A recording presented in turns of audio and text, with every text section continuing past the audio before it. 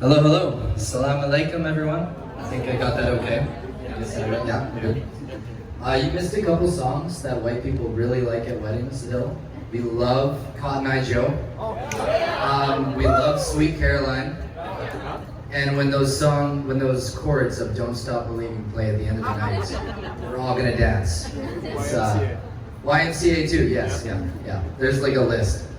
So I've actually written my speech down on my phone. I'm not just actually like on Facebook or something here, don't worry miss. So my name is Jesse. I'm one of Ian's groomsmen. First of all, I want to say thank you to the Mohammeds for having us at their house. For everybody that's been cooking for us all weekend and working with us, helping get all of this water off and making everything really great for us. It's been awesome. Thank you so much. And I'm sure the wedding party appreciates you a lot as well. And just thank you to everyone that's here for joining us on this awesome day. And I call it awesome because two of the best people in my life have found each other out of billions of people in the universe, and they were able to just create an amazing bond. And now you're sitting here today, a little year after you started dating. So that's great. I couldn't be happy for either of you. Obviously, Zoya and everyone, they were able to cover you a little bit more. I'll cover Ian a little bit more because I know him a little bit better. We grew up, and Curtis had mentioned that Ian had a bit of longer hair. We were called emo kids, if nobody knows what that is. That means that we wore pants that were too tight for us. We wore band t-shirts that were always black, and our hair covered about 70% of our face. So that was the style. We thought we were cool. That's actually how I met him. I knew some friends and we all hung out at a coffee shop in Langley. We never bought coffee one time. Like for the 2 years we hung out there, I bought maybe one latte and that's it. And I'm pretty sure it's because they told me if I didn't, they would kick me out. So I'm like, all right, fine, I'll buy it. It's fine. Right. So back then we didn't really talk much, but he seemed like a cool dude. Like kind of like the same things. We had the same taste in girls, same taste in music. And we both were, I don't know if you know this about Ian, but he's a very giant geek. So are you freaking. But, so we bonded through that. We were playing the games together. I hung out with him more on the internet than I did actually in real life. But that's just what we did. Until we moved in together. And Farina, I will pass on any tips I have for living with Ian. He's actually a pretty easy guy to live with. I was more so the difficult person. Yeah. But because we were giant geeks, we needed a house that had about this much room, about the size of the stage, so we could put our computer desks side by side and play games together side by side, because that's what you do as guys when you're living together. You gotta hang out together and everything. So we found a house. And it had that. It also had no windows in the main area. So for the year we lived there, it could have been a year, it could have been 10 years, I have no idea. Because night and day, we had no idea what was going on. We had a couple Monster energy drinks, a couple bags of chips, and it was a bender. I mean, I'm sure kids know, you spend 8 hours playing Fortnite, you know. And parents, you know what it's like when your kids are playing Fortnite for 8 hours. That was us, but we didn't have the parents telling us to go to bed or do our homework or anything, so it was pretty bad. But it was good because I got to live with Ian. And I was going through a lot of bad stuff back then, and he always found a way to be there for me. Whether it was going out of town or going out on the town and listening to me vent about the girls of my life and my love life, or going to the driving range and shooting balls and listening to me complain about the girls of my life and my love life, or anything, and etc., etc. He was always there.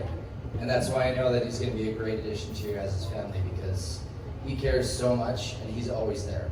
You're never going to find a moment where he won't be. And without getting too emotional and stuff, I do love you. I'm proud of you today. And Farine, I'm trying to not make this too long, but one of your husbands, your husband now, I can say that, that's weird to say, but that's great. One of his favorite things to do in the past was bug me about the girls I dated, because I always seemed to find girls at least 5 years younger than me.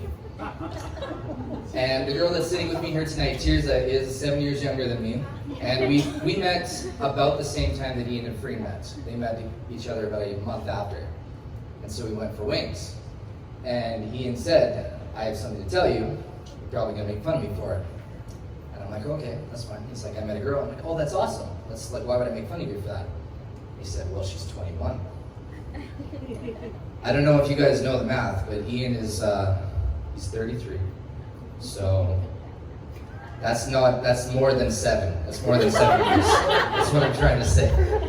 But I didn't say anything. I said, you know what, I'll meet the girl. She seems very nice. And when she came into our life, she was one of the most caring, amazing people. We went over to her house. She made us dinner. She offered us everything. She is probably one of the most hospitable people I've ever met.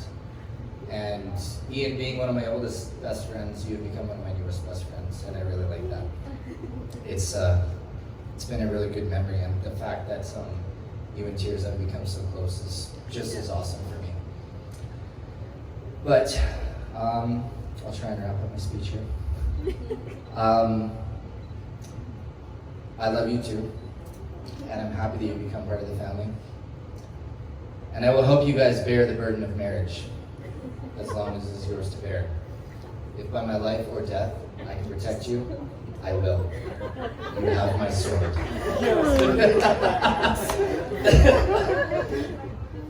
Marriage is the craziest and best journey you will both ever take together. Make sure you take the time to listen to each other. What shines bright in her eyes must also shine in yours. Let him make his stupid, corny jokes, because he's allowed to now. He's gotten to that level. If he comes back home from work, he's got a sore back, give him a back rub. If she wants you to look at some lame Pinterest article, just look at it. There's these little things in life you do that are gonna make the marriage work and be amazing, and it's the little things, it's always the little things. Always buy her that snack when you're coming home from work, because she might say that she doesn't want a snack, but she wants a snack. Just always buy the snack. I'd like to finish with a traditional Irish blessing for the newlyweds. So it goes, Gach neuri un buchar lat, which means, may the road be successful for you two. It goes ever on, and I hope you have a truly unexpected journey with great fellowship.